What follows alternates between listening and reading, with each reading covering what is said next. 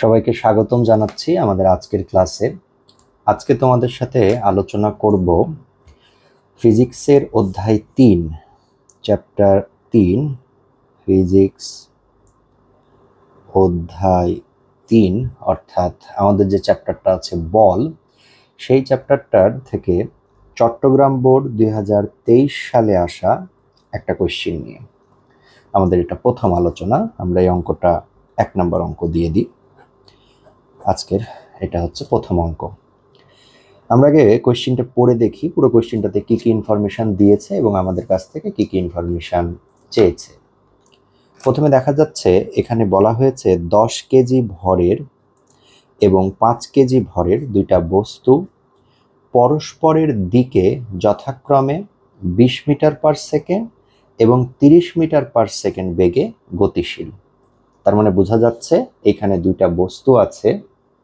এই দুইটা বস্তুর মধ্যে একটা বস্তুর ভর হচ্ছে 10 কেজি আর একটা বস্তুর ভর হচ্ছে 5 কেজি এবং বস্তু দুটার আদিবেগ একটা হচ্ছে 20 মিটার পার সেকেন্ড, একটা হচ্ছে 30 মিটার পার সেকেন্ড, তাই না? তো আমরা যদি এখানে আইডেন্টিফাই করি, এটাকে আমরা বলতে পারি m1 ভরের বস্তু, এটাকে আমরা বলতে পারি m2 ভরের বস্তু।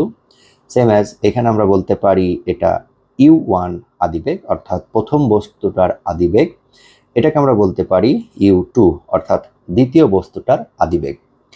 এরপরে বলছে যাত্রা শুরুতে তাদের মধ্যবর্তী দূরত্ব হচ্ছে 1 কিলোমিটার।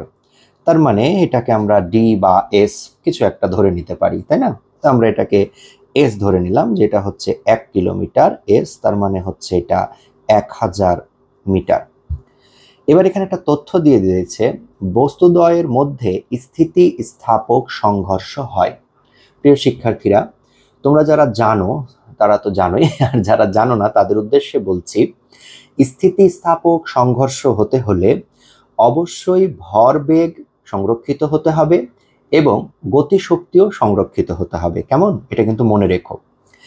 এবার বলছে যাত্রা শুরুর কতক্ষণ পরে, আমাদের প্রথম কোশ্চেন গ নাম্বার কোশ্চেন, আমাদের জানা আছে গ নাম্বার কোশ্চেনে কিন্তু 3 মার্কস থাকে, হ্যাঁ এটা মনে রেখো।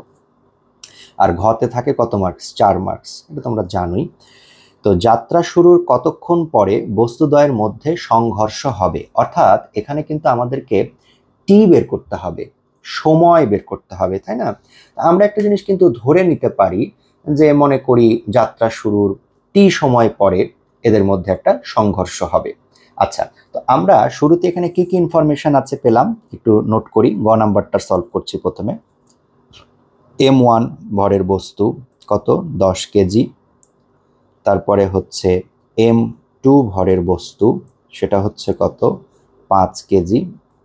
তারপরে এখানে দেওয়া আছে u1, সেটা কত দেওয়া আছে? 20 মিটার পার সেকেন্ড। তারপরে দেখো u2 দেওয়া আছে এখানে কত? 30 মিটার পার সেকেন্ড।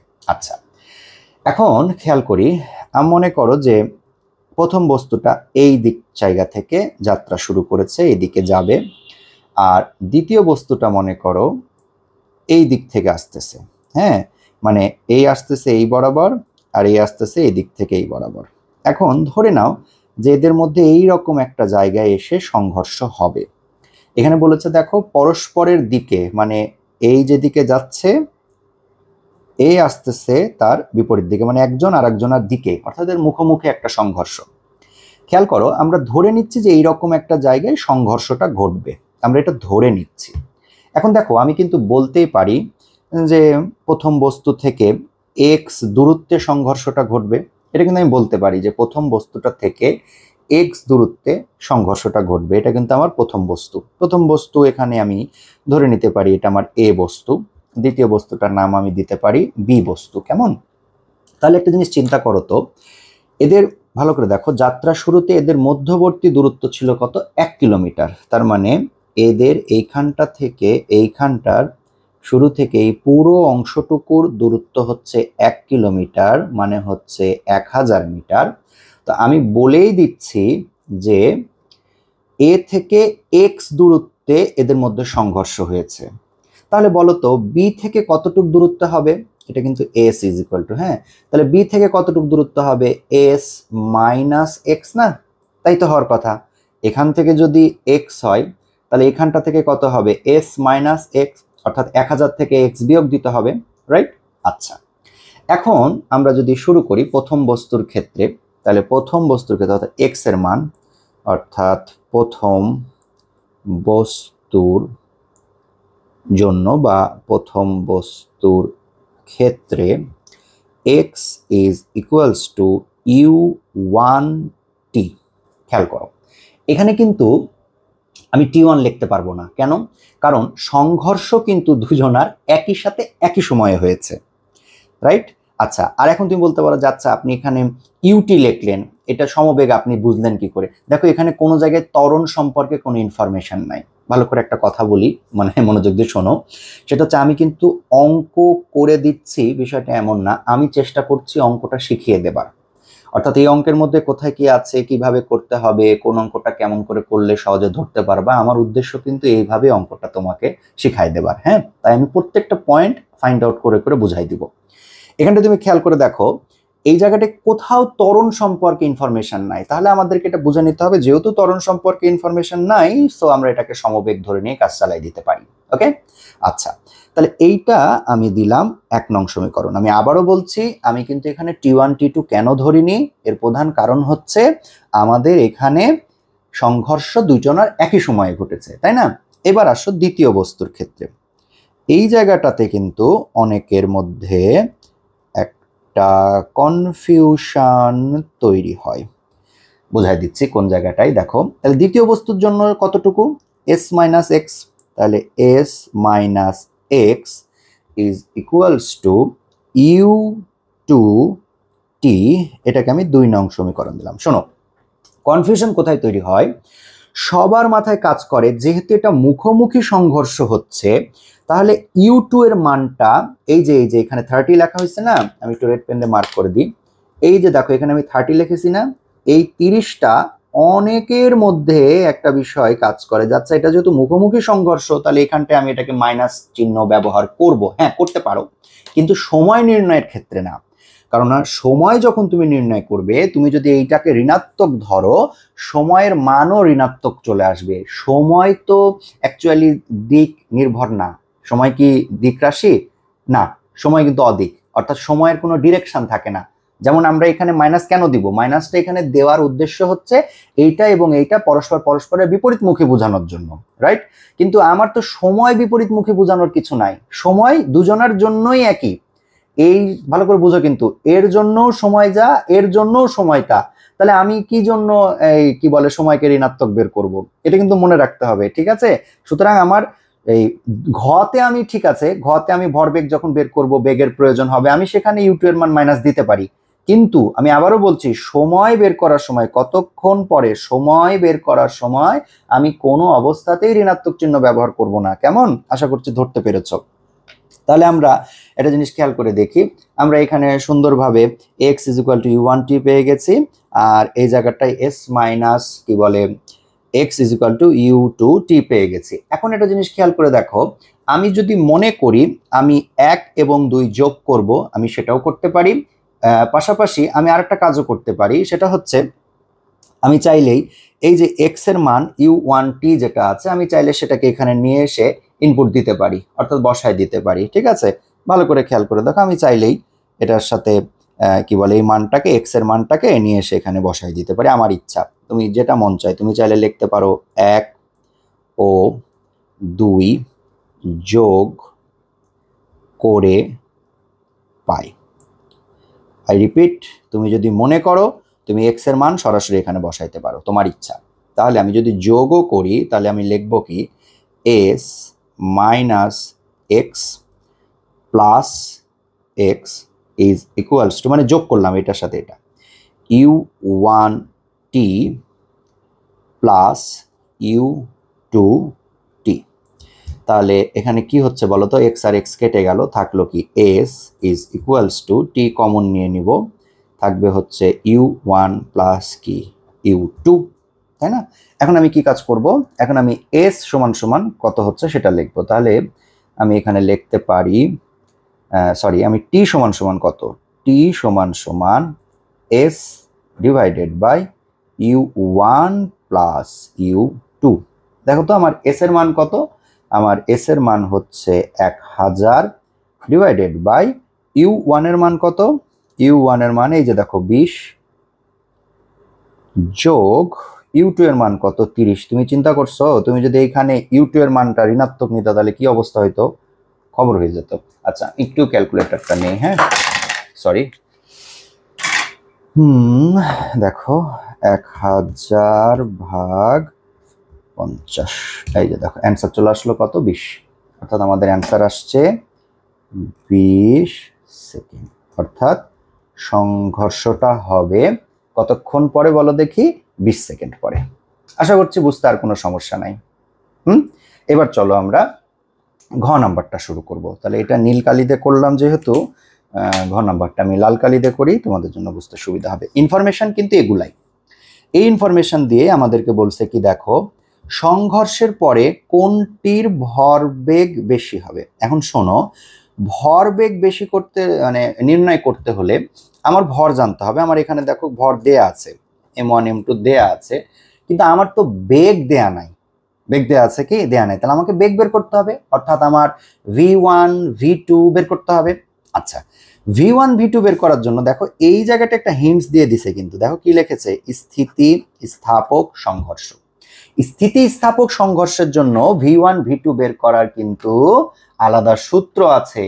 আমার জানা মতে তোমরা সেই সূত্রটা জানো। তাহলে চলো আমরা ঘ নাম্বারে প্রথমে v1 বের করব, তারপরে কি বের করব, v2 বের করব। ঠিক আছে, তাহলে আসো আমরা ঘ নাম্বারটা সলভ করি। ঘ কোয়েশ্চেন তো এর আগে দেখছোই, যেহেতু কোয়েশ্চেনটা উপরের দিকে উঠে গেল, আমি এবার ঘ নাম্বারটা করি। আমার প্রথম উদ্দেশ্য হচ্ছে ঘ নাম্বারে v1 বের করা। তোমরা কিন্তু এই সূত্রটা প্র্যাকটিস করবা বাসায়, হ্যাঁ, m1 যোগ m2, ওকে, m1 যোগ কি m2, উপরে কি থাকবে m1 minus m2, m1 minus m2 into u1 plus 2m2 u2, m2 u2। শোনো, এইবার কিন্তু তুমি u2 এর মান ঋণাত্মক ধরবা, কারণ এইবার তোমাকে সময় বের করতে হচ্ছে না, এবার তোমাকে বেগ বের করতে হচ্ছে। বেগের ক্ষেত্রে ঋণাত্মক চিহ্ন ব্যবহার করতে পারবা, কোনো সমস্যা নাই, মানে ব্যবহার করতেই হবে অ্যাকচুয়ালি, হ্যাঁ। তাহলে এখন আসো তো আমরা v1টা যদি বের করতে চাই, দেখো তো v1 এর জন্য আমাদের কি কি লাগতেছে, আমার m1 লাগছে। আচ্ছা m1 এর মান কত 10 বিয়োগ m2 এর মান কত 5, তাই না, মাল্টিপ্লাই u1 এর মান কত 20 যোগ 2 ইন্টু m2 এর মান কত 5। এই যে দেখো u2 আছে না, এইবার কিন্তু আমি u2টাকে -30 ব্যবহার করলাম। শোনো, আমি কিন্তু এখানে একক দিলাম না, যার সংখ্যাগুলো বসিয়ে আর কি মান বসাই দিছি, হ্যাঁ, তুমি চাইলে একক বসিয়ে করতে পারো। এবার আসো m1 এর মান কত 10 যোগ m2 এর মান কত 5। এইবার তুমি পুরোটা ক্যালকুলেশন করবা, ক্যালকুলেটর চাপ দিয়ে ক্যালকুলেশন করে দেখো, এইখানে তোমার v1 এর মান আসার কথা -13.33 মিটার পার সেকেন্ড। এখানে মাইনাস আসুক সমস্যা নাই, এই মাইনাস দ্বারা তো তুমি বিপরীত দিক বুঝাচ্ছ, তাই না। আচ্ছা তাহলে এটা হলো কি আমার প্রথম বস্তুর জন্য। তাহলে এবার আসো তো প্রথম বস্তুর আমি কি পেলাম, শেষ বেগ সংঘর্ষের পরে, দেখো এখানে উল্লেখ করে দিয়েছে সংঘর্ষের পরে, তাহলে এটা প্রথম বস্তুর জন্য কি সংঘর্ষের পরে বেগ। তাহলে সংঘর্ষের পরে বেগ হলে এবার আমি সংঘর্ষের পরে ভর বেগ বের করতে পারি, কার জন্য, প্রথম বস্তুর জন্য। তাহলে প্রথম বস্তুর জন্য p1 সমান সমান m1 v1 is equals to, এবার শোনো আমার বেগটাকে ঋণাত্মক বের করেছি, আমার ভর বেগ ঋণাত্মক বের করার কোনো প্রয়োজন মানে আসলেই নাই, কারণ আমার ভর বেগটাতে আমার এখানে ঋণাত্মক ধনাত্মক নিয়ে মানে দিক নিয়ে কোনো আমার এখানে অত চাপ নেওয়া লাগবে না। জাস্ট আমি এই জায়গাটায় m1 এর মান করব কত 10 মাল্টিপ্লাই 13.33 ইজ ইকুয়ালস টু আমার কত আসছে 133.33 কেজি মিটার পার সেকেন্ড।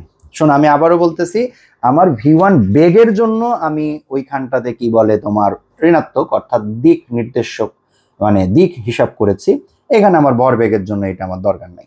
আচ্ছা এবার আসো আমাকে বের করতে বলছে কি দ্বিতীয় বস্তুর জন্য, তাই না? তাহলে আমি একই সূত্র আবার প্রয়োগ করব, v2 সমান সমান কি হবে দেখো তো, v2 সমান সমান একইভাবে সূত্র বসাও, m1 যোগ কি m2। এবার এখানে কি হবে বলো তো, m2 minus m1 multiply u2 plus 2m1 u1। হ্যাঁ, আচ্ছা, তাহলে এবার আমার বলো তো m2 এর মান কত হবে? m2 এর মান আমি একটু এখানে দেখি, এই যে m2 এর মান হচ্ছে 5 মাইনাস 10